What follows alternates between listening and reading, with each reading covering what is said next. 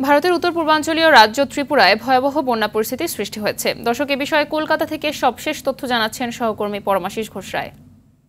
দিনে প্রবল বর্ষণে যে ভয়াবহ প্লাবন শুরু হয়েছে সেই জায়গায় কিন্তু সর্বশেষ খবর অনুযায়ী আজকে ভারতীয় সময় সন্ধ্যের পর কিন্তু সর্বশেষ যেটা খবর সেটা কিন্তু ইতিমধ্যে প্রায় 22 জন মানুষ কিন্তু ত্রিপুরায় প্রাণ হারিয়েছে। 65,000-এর মতন মানুষ কিন্তু ত্রাণ শিবিরে রয়েছেন। 450-টিরও বেশি কিন্তু ত্রাণ শিবির খোলা হয়েছে। 17 লক্ষ মানুষ কিন্তু বিপর্যস্ত। ওই ত্রিপুরার যে আবহাওয়া দপ্তর তারা কিন্তু জানিয়েছে যে আগামী 24 ঘন্টা কিন্তু আরও ভয়ঙ্কর প্রবল বর্ষণ হতে পারে। 7 থেকে 20 সেন্টিমিটারের মতন বৃষ্টি হতে পারে বিভিন্ন জেলায়।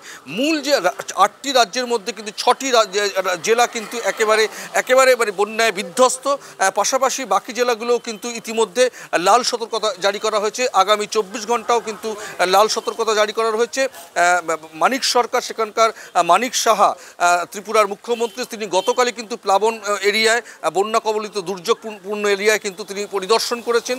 পাশাপাশি ডিজাস্টার ম্যানেজমেন্ট, ভারতীয় সুরক্ষা বাহিনী, বিভিন্ন ডিজাস্টার ম্যানেজের যে বিভিন্ন সংগঠন আছে তারা কিন্তু একযোগে কাজ করছে। কিন্তু প্রবল বন্যার কারণে কিন্তু ত্রাণ কার্যে কিন্তু বিঘ্নিত হচ্ছে। কিন্তু সর্বশেষ খবর অনুযায়ী আজ সকালবেলা 19 জন ছিল, কিন্তু দিনের শেষে কিন্তু সেটা সরকারিভাবে জানানো হয়েছে সেখানে 22 জন মানুষের প্রাণ গেছে। জানাচ্ছিলেন পরমাশিস ঘোষ রায়।